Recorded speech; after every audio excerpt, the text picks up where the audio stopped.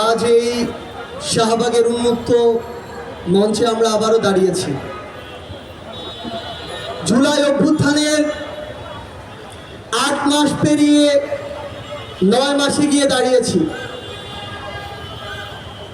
কিন্তু সবচেয়ে দুঃখের কথা হচ্ছে আজ শহীদ পরিবার আহত যোদ্ধাদেরকে সাথে নিয়ে আমরা যে দাবিতে এখানে দাঁড়িয়েছি সেই দাবি পূরণ হওয়ার কথা ছিল 2024-এর ওই আগস্টে।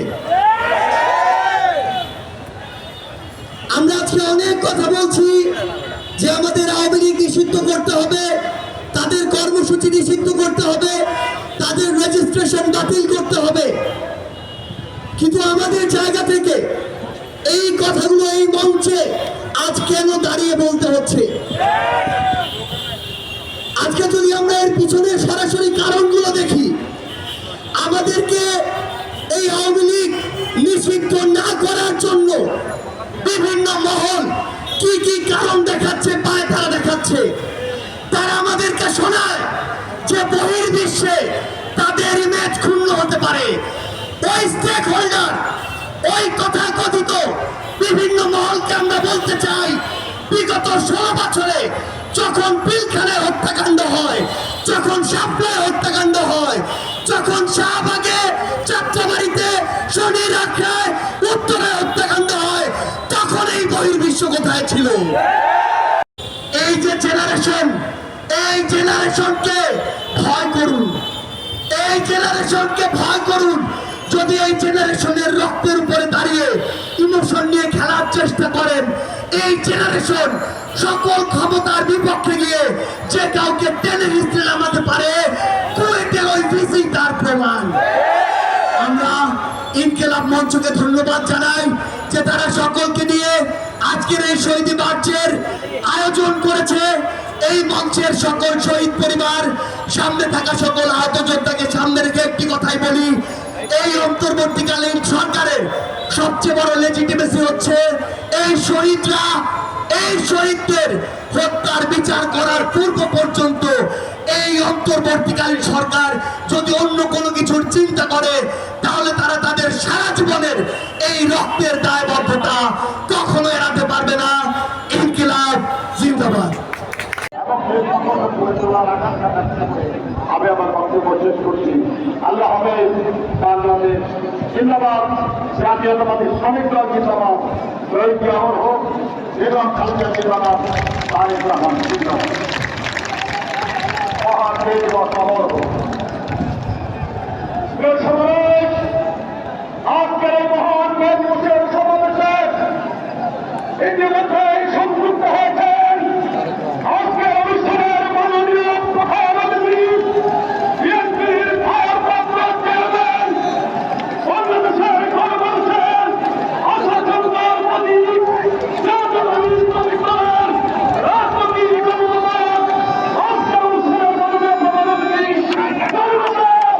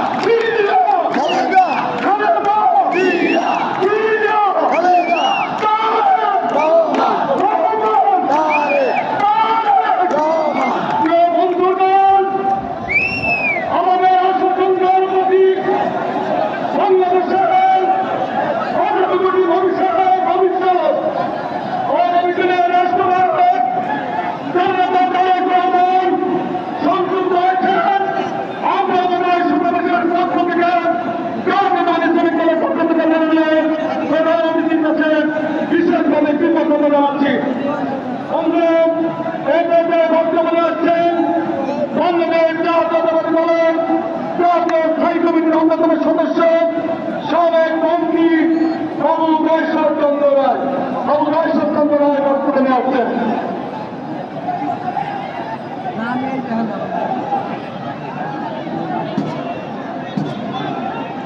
যারা প্রতিপদ জীবনেতে পাচ্ছে সেই জনকণ্ঠ আলের দেবে তার নেতৃত্বে এই বাংলাদেশের জনগণের প্রত্যাশা। আজকে পত্রপত্রিকা সোশ্যাল মিডিয়া তারা যে হারে লেখালেখি শুরু করছে মনে হয় বিএনপি ক্ষমতা, সব লেখা বিএনপির বিরুদ্ধে না তাদের বিরুদ্ধে। গণতন্ত্র বিএনপি একটি নাম এক এবং অভিন্ন। বিএনপির বিরুদ্ধে ষড়যন্ত্র আর গণতন্ত্রের বিরুদ্ধে ষড়যন্ত্র আমি এক কাঠিতেই মাপতে চাই, এক মাপেই মাপতে চাই। তাই গণতন্ত্র উদ্ধার হলেই বিএনপির বিরুদ্ধে এই ষড়যন্ত্র থামবে, নতুবা থামবে না।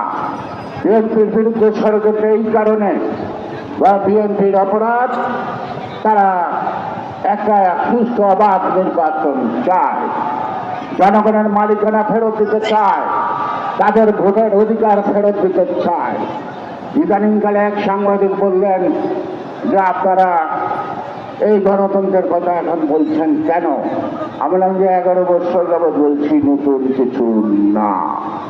এর জন্যই জীবন বিপন্ন হয়েছে, অনেক মায়ের বুক খালি হয়েছে, অনেকে সন্তান স্ত্রী হারা হয়েছে, অনেকে পঙ্গুত্ব বরণ করেছে, অনেক ছাত্র তার জীবন দিয়ে লিখে গেছে এই গণতন্ত্র পুনরুদ্ধার এবং ফেসিবাদের ইতিহাস। এই ইতিহাস পাল্টানো যাবে না। আজকে যারা সরকারে আছেন তাদেরকে বুঝতে হবে বিপ্লব অর্থাৎ দীর্ঘ 11 বছরের আন্দোলনের ফসল আজকের সরকারকে বিশ্বাস করে জনগণ দিয়েছে, তারা একটি নির্দলীয় নিরপেক্ষ নির্বাচন করতে সক্ষম হবে, কারণ তারা কোনো দলীয় না। এই কারণে যে নির্বাচিত ব্যক্তিদের সমন্বয়ে গঠিত অন্তর্বর্তীকালীন সরকারের নানা জনের নানা কথার মধ্যে ঘটে ওঠে, তারাও কোনো না কোনো রাজনৈতিক দল গঠন বা পৃষ্ঠপোষকতা করছে, অর্থাৎ বিএনপিকে মোকাবেলা করার জন্য। নির্বাচনের মাধ্যমে বিএনপিকে মোকাবেলা করেন। জনগণ যদি বিএনপিকে প্রত্যাখ্যান করে আমরা মাথা পেতে নেব, আর জনগণ যদি বিএনপিকে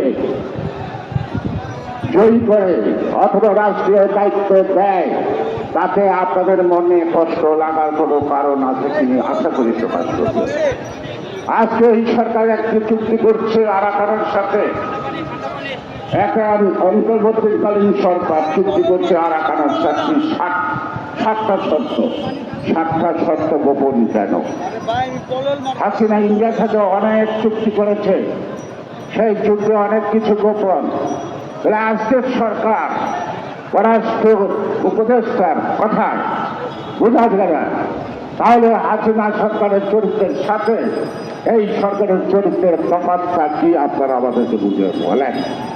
আপনারা সেই 7টা শর্ত জনগণকে প্রকাশ করেন, সেটা কি জনগণের পক্ষে না বিপক্ষে?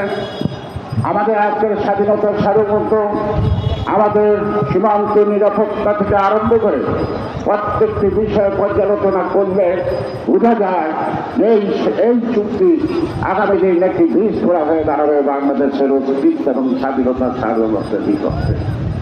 আমি এখানেই শেষ করছি। সবাইকে আন্তরিকভাবে ধন্যবাদ। আমি জানি সকাল 8টা থেকে আপনারা আসছেন, এখনো আছেন, শুধুমাত্র আজকে শ্রমিকদের দাবি দেওয়ার জন্য নয়, সর্বজন স্বীকৃত গণতন্ত্রের